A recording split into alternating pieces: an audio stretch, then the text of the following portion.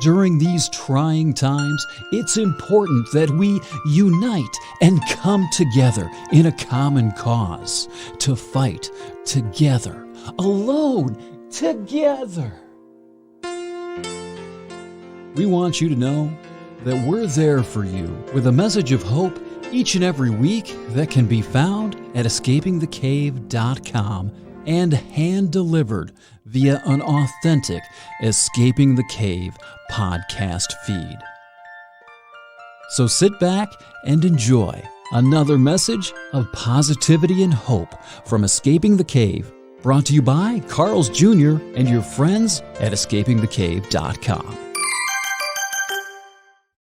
You didn't believe that shit, did you? Howdy, Tonzilla Files, and welcome to a long overdue episode of Escaping the Cave. Tonzilla X-Pod, escapingthecave.com. No Twitter to speak of. Fuck Twitter. And there is no Facebook page. I'm your congenial host, Todd. Hi. How you doing? It's been a long time. Comparatively speaking anyway, about 4 weeks. It'll be 4 weeks on Saturday since I've released an episode. Unintentionally. I was telling my friend Matt tonight, feels like this. All I can find are piles of shit to heap upon this mountain of shit. Collective shit. Each and every one of us are living each and every day. It's been that way for several weeks. And honestly, I could not bring myself to come into this room, despite the abundance of material. I've told a few people in the last several weeks, last couple of months actually, that this pandemic, COVID-19, coronavirus, and everything about it, everything about the reaction to it, everything about the media, everything about the tribalism is landing in my wheelhouse for what I talk about on this show and what I have been talking about on the show, at least for the last year. A year next week, by the way. And despite all of that, I've been collecting material, I've been reading, I've been paying attention. I've got, a lot of stuff here. I've got about 11 pages typed up of notes right here that I probably will not get to, at least in this episode. But despite all of that, despite it being in my wheelhouse, despite it applying directly to everything that I talk about, my little personal obsession, I have not been able to bring myself into this studio and sit down and talk about it. Simply because I think it's twofold. First and foremost, it's depressing. It's incredibly depressing. There's no, I don't want to say, I shouldn't say this right off the bat, but I'm not seeing any hope out there. Everything that I'm seeing, every trend that I see, despite the piano music and the hashtags and each and every commercial telling us, oh, we're in this together. Are we really? Are you sure? It sure as hell doesn't seem that way to me. So every trend that I'm seeing is a dark one. It takes us to a very black place very soon, and it doesn't have anything to do with the pandemic. It has to do with this state of virtual civil war that we're already in.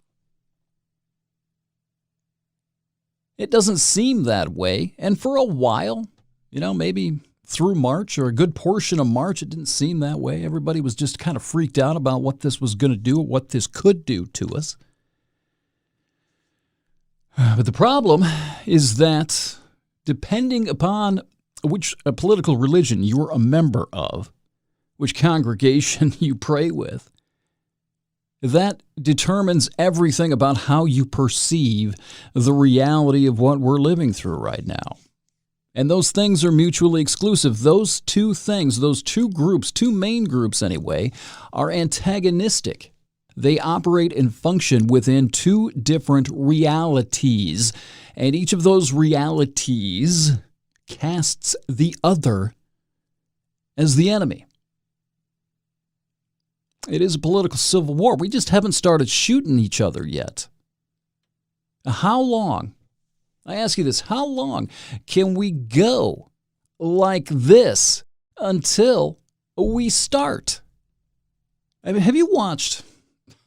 Of course you've watched. What else you going to do? Most of you are locked up, cooped up in your homes like I am. I haven't left this area except to go to the dumpster and take a couple of walks out in the nature preserve, which have preserved my sanity, at least a lot of it. Some of it. I haven't left here in a month. It's going to be 5 weeks on Monday. I think I can't even keep track of the weeks now. It's been at least 4. I think it's going to be 5 weeks on Monday. Whenever the Michigan stay-at-home order went into effect, I left a few hours before that to go stock up on some things. I haven't left.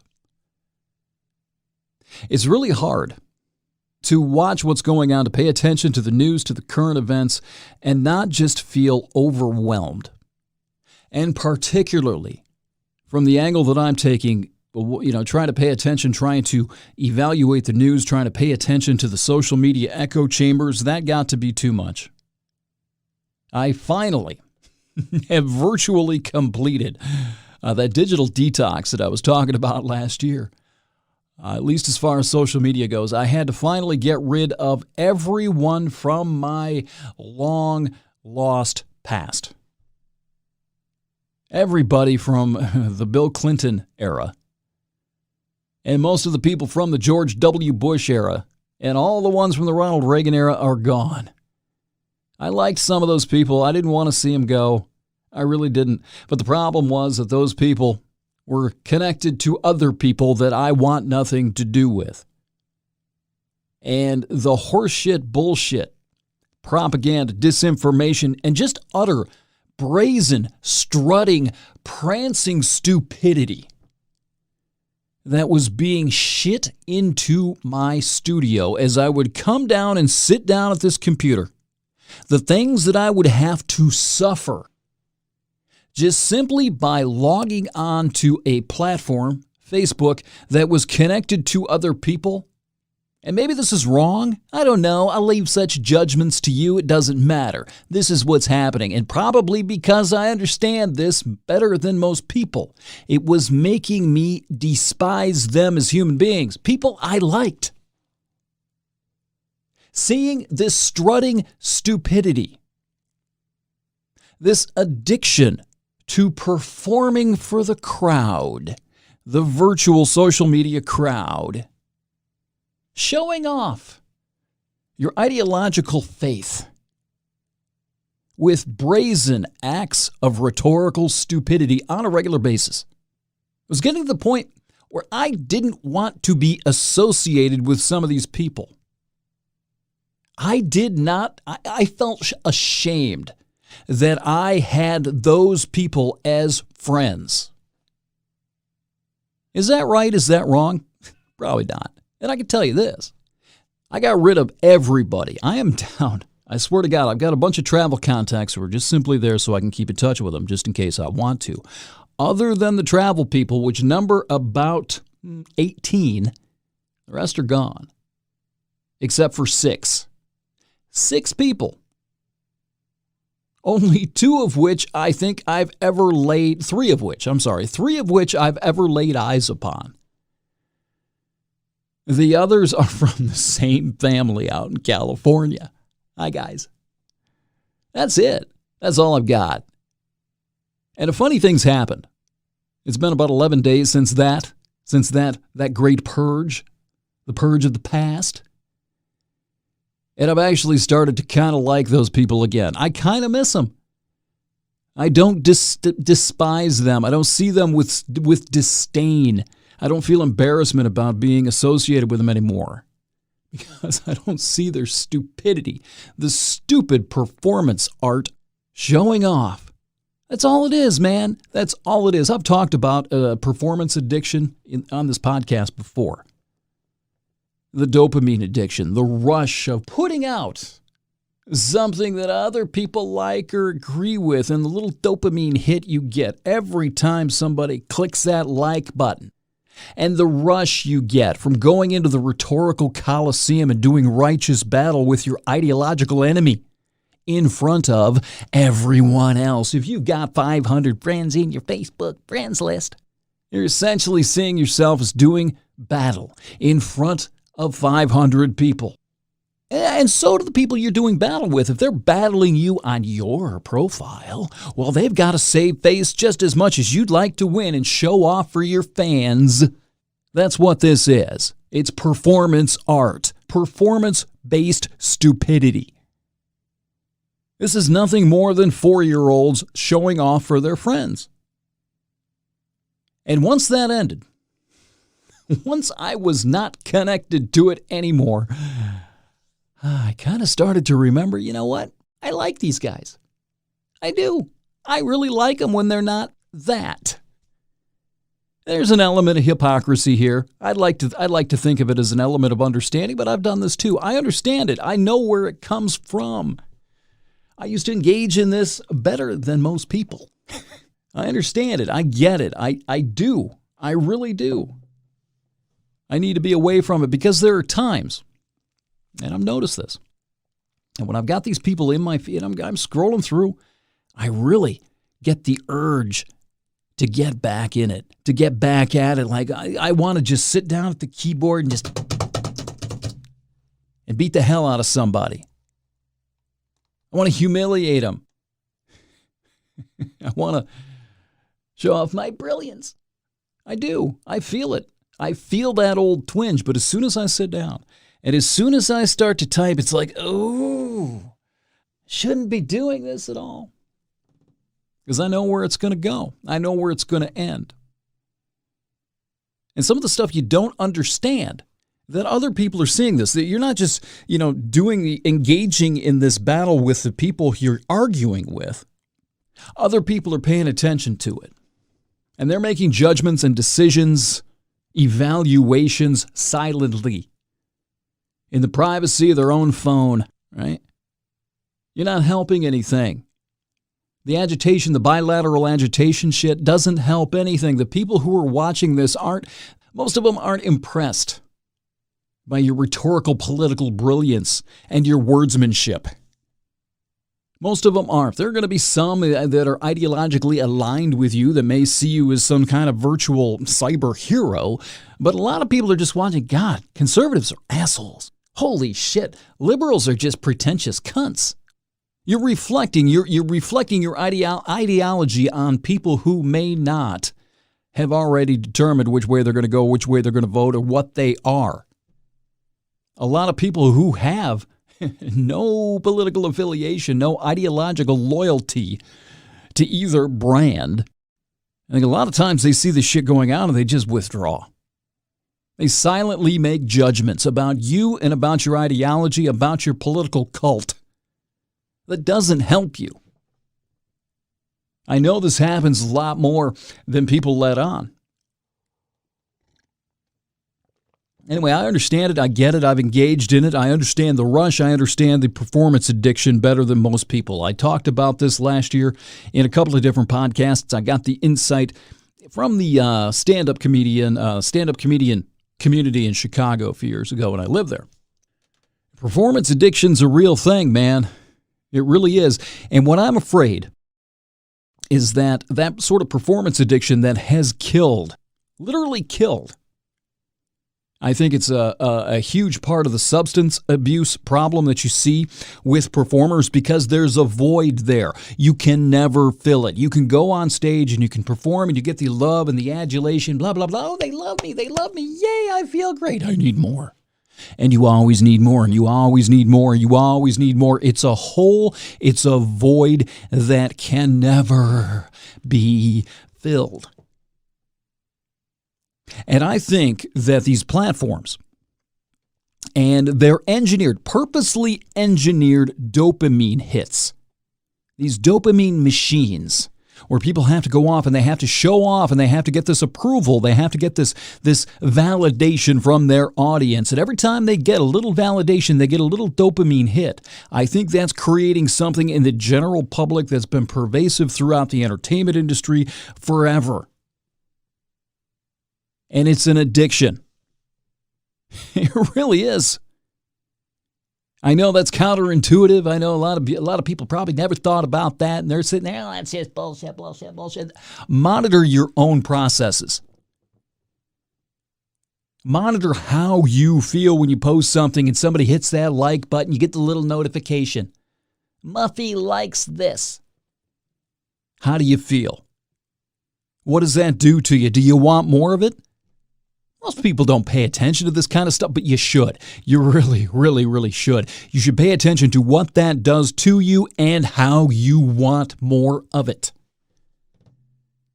I talked before about how I thought, how do I really get into this?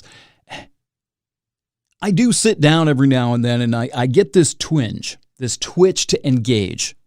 This twitch to go back to that and really sort of assert myself in these conversations. And almost always I get this feeling almost like PTSD. Like, oh shit, I don't want to get into this. Oh shit. And I thought that's what it was, right? I thought maybe I had engaged too much in this and that I just was sort of like I had an aversion to any kind of online warfare. like PTSD. That's kind of what it felt like. Like, no, I don't want to do this. And I thought maybe for a while that maybe my skin was getting a little bit too thin, that I just didn't want to deal with, people arguing with me and attacking me anymore when I used to really get off on it. But that's not it. I don't want to engage and experience the brazen stupidity anymore. It's as simple as that. I don't mind people disagreeing with me. I don't mind people arguing with me if they're doing it from a legitimate place, an authentic place, a position of trying to get to the truth instead of proselytizing Scripture. And 95%, I swear to God, I think that total may be low. 95% of the people that you're engaging with on social media, be it Facebook or Twitter, are proselytizing. They're not seeking anything. They are preaching. You can tell. So it's embarrassing. I am embarrassed for you, the collective you. I am embarrassed for the collective you at how often I can tell before you post it what you're going to say and what angle you're going to come from. I roll my eyes. More often than not, I just, God, I don't want to deal with this person. It's not fear. It's not PTSD. I'm fed the fuck up. Fed the fuck up. FTFU. Fed the fuck up. Give me a hashtag. I know where you're coming from. And some of you, this is fun. Some of you will pretend you're like all sensible and everything. And then you'll get to a point, here comes the preaching. It's like the guy on the street who walks up, so how you doing? Really beautiful weather we're having today. Paul, I really like your car. Have you heard the word of Christ? And it's like, oh my God, I don't want to be cynical. I don't. But Jesus Christ, you prove me right over and over and over and over again. I don't want it anymore. That's it. That's all there is to it. I've gotten to the point where I am more concerned about getting this shit right without having to deflect proselytizer after proselytizer, preacher after preacher, minister after minister, politician after politician, amateur propagandist after amateur propagandist. You're not telling me anything new. Most of you are not thinking. Most of you are reciting. There's a huge difference between cognition and recitation. There is a huge difference between seeking and preaching. And most people confuse those things. They confuse re-articulating someone else's thoughts, something they've heard somewhere else on television or another Facebook post, or perhaps at the Democratic National Committee's, presentation of their platform, their plank. They take that, they re-articulate it, and they confuse that for thought. They haven't put legitimate thought, legitimate effort into figuring out what it is that they actually think. They just parrot things. H.L. Mencken said that the vast majority of people go through their entire lives without having an original thought. They just repeat things over and over and over and over again. I don't know what percent. I think he may have said a percentage. I forget the quote. I have 80% in my head. I think that's low. Thinking is hard work. Thinking is humbling. Is it weird to hear me talk about humility? Part of the thing and part of the process and part of the reason, small part of the reason, but a reason nonetheless that I haven't been podcasting for the last month, is I've had to go back and I've had to rethink a lot of things. I've touched on this before. This isn't brand new. When I was releasing these podcasts last year, I had positioned myself in my head and put forth on the podcast that I thought Edward Bernays was a villain. Like he had devised this whole propaganda system on which capitalism and advertising has been based for, 100 years or so. Oh, he's evil for making that. I don't think he was anymore. I've come to have a greater understanding of both evolutionary psychology, social psychology, basic herd mind, the ego. Propaganda is inevitable. It's something that's always going to be there because we want it. We demand it. Thinking is hard work. We want something that's going to elevate us up onto a pedestal at the center of the universe, putting us in a righteous position, a position of righteousness relative to the rest of the world, the rest of the country, the rest of the neighborhood, a position of righteousness relative to the church across the street, the political, the ideological cult over there. Ours, however, is the word of Christ. Once we can find a path to that, we don't have to think anymore. Our tribe is superior to that one. And we will do our best to dominate that tribe. We shall supplant that tribe. This will be our territory and not that despicable tribe's over there. There are elements to this as well. Other elements. Data overload I've talked about, that's still a huge thing going through my head. Oh my God, it's getting bigger. That data overload thing, it's incredible. And Walter Lippmann, talked a lot about him. I decided over the course of the last month to go and dig through a biography on the guy. Finally ordered it, started reading it. That man had most of this figured out. He's a pioneer in the data overload, confused, bewildered herd field. In Public Opinion, I've talked about that in 1922. He released that. I think in 1925, he released The Phantom Public. And those two books are the first that I've seen that have talked about how people cannot possibly understand the world beyond the tip of their nose. You have no idea of the world other than what you can see and what you can physically interact with in the first person.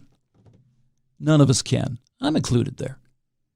And if you're not careful, and if you're not vigilant about your informational sources, it's so easy to hoodwink you because you're not there. And you're inclined to believe any message that'll reinforce your already established stereotypes and prejudices. Whatever stereotype, whatever prejudice elevates you atop that pedestal. You are at its mercy because you cannot see it for yourself. Lippmann put this idea out 100 years ago. Radio was barely a thing. Barely a thing. Now it's 2020. And each and every one of us have these devices in our pocket where we can be pinged from across the globe. How many news channels, how many informational sources do we have now as compared to 1922?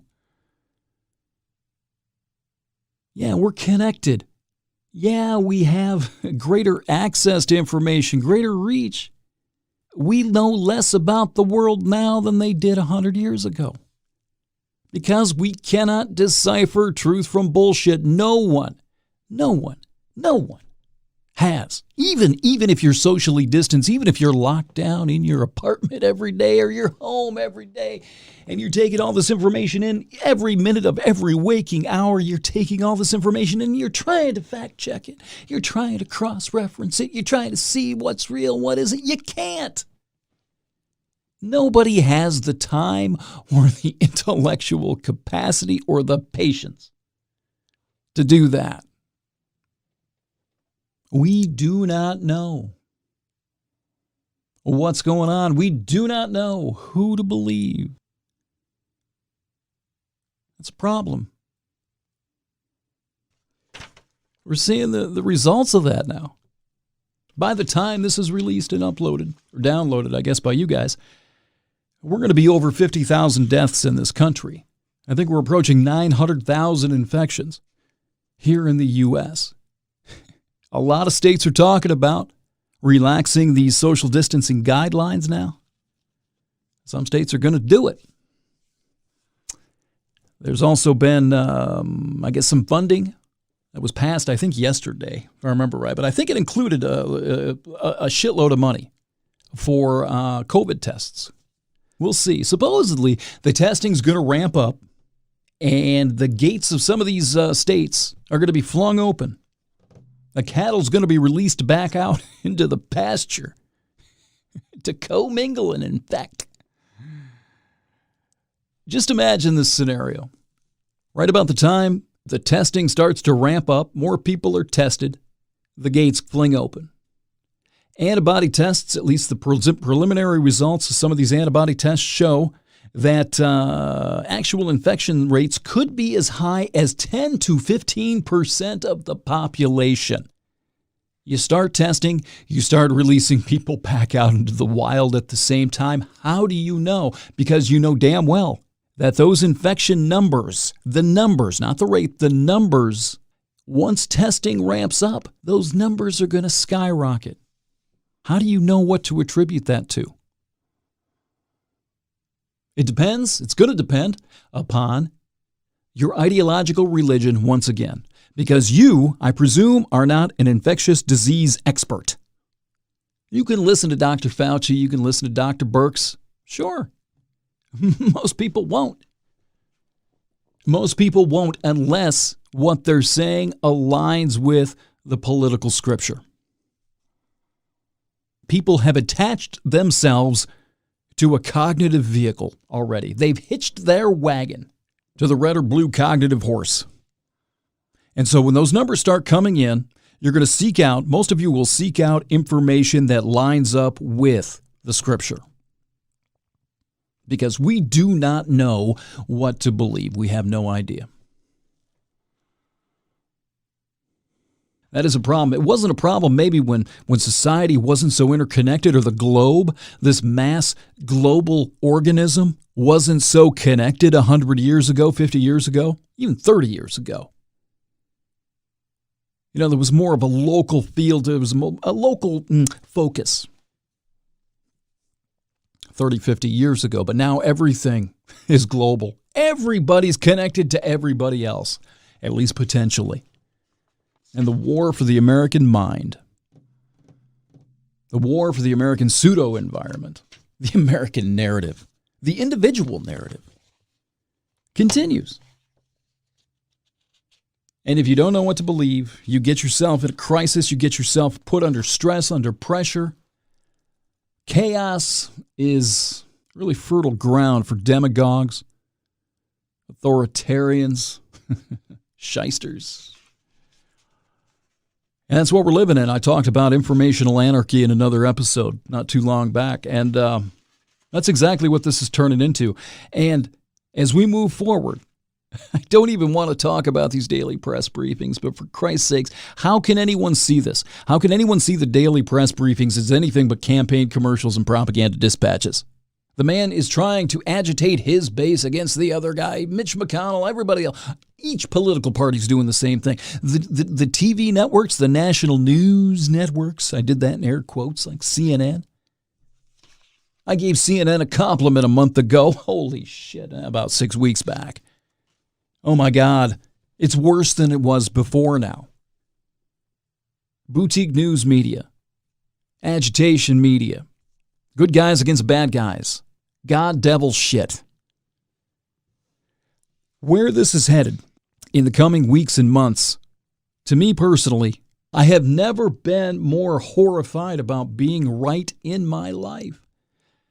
I never saw it being triggered up by a pandemic. But this is just the beginning. These protests we're seeing. The tyranny of inconvenience, I shall go out in March. I got so much here. Literally, I have 11 pages of notes, and I haven't even touched them. My recording thing says I'm about a little over 30 minutes in. Probably won't be that long once it's edited, but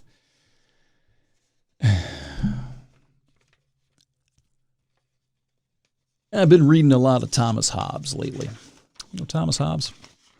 He wrote Leviathan. First part of that book is called On Man. He sort of does like this little dissection of human nature. And one of the things he gets to in that book, and I find it really difficult to disagree with this and to find fault with his reasoning, is that people have their own specific interests, their own wants, their own clansmanship. And those things will inevitably collide if they're not managed and maintained. I believe, I haven't gotten to I'm not really all that interested in his ideas on government, to be honest with you, but I think the premise of the thesis, anyway, is that if you want to prevent your society from eventually falling into civil war, into conflict, that you've got to have some sort of an authoritarian, totalitarian leader, a draconian leader who controls and manages the public. Otherwise, the wants and needs, the selfishness of the public will turn it against each other, and you're eventually going to have a civil war. The part about the totalitarian and the despot, I'll leave that alone for right now, but it's really, really, really hard to find fault with what he's saying about individuals. Unity via division. I've been talking about that a lot. The woke flakes love to talk about identity politics and at the same time, out of the other side of their mouth, talk about togetherness and the brotherhood of man. Ooh, bullshit. There's no such thing as unity via a division. That's oil and water. That's like throwing the hair dryer in the bathtub. You cannot have unity via a division. Because that identity politics stuff is part of what Hobbes, I think, was talking about. You gather these people into their self-interested clans, and they're going to turn on and try to dominate, compete for power against the other clans. Unity via division does not work. Like I said, it's really hard to find anything positive. I feel like I'm heaping shit upon shit, and I apologize for that. But one morbid silver lining that I have found, one, and it's really questionable, but it's that this pandemic, while it's horrid, is really, honestly, if you think about it, it's relatively mild in relation to the collective nightmare of a worst-case scenario. Think about that for a second. How bad this could be if this was, incredibly infectious and incredibly deadly at the same time. Can you imagine at a 13 to 15% infection rate if this had like a 60% mortality rate? In that context, this pandemic is relatively mild. And provided human beings still retain the capacity to learn anything instead of just preach and fight, which is debatable, this might prove valuable as a sort of a twisted trial run for the inevitable doomsday virus, or God forbid, an actual biological attack. I mean, are we going to learn anything from this? Are we learning anything now? I hope so. But hopefully we are as a people, as a collective. We better be. And again, like I said, if you think the sniping's bad now, as I kill my own silver lining, just wait a couple of weeks. And when this pandemic finally recedes, and there's a vaccine, and, we're not really thinking about this, it's not dominating our lives anymore, the autopsy of this is going to be a spectacle. It's going to be bloody. It's going to be a cluster de fuck.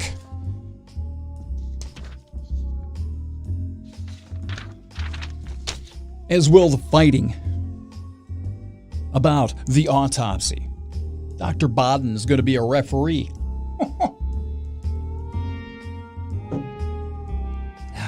Still available for children's parties. Use the promo code coronavirus. Shoot me an email and I'll gladly come and perform at your kid's bar mitzvah. Children love me. That's a lie. Kids hate me. Your girlfriend's cousin has a little kid. She looks at me like, I don't like you. She's only like 3. Oh well. I get that a lot. EscapeAtheCave.com. At ETCPod. But then again, fuck Twitter. What else? No Facebook page. Oh yeah, check those subscriptions. Make sure you are subscribed to an Escaping the Cave feed if you want to get these. That is a warning at this point. Thanks for clicking in. More on the way. We'll talk to you soon.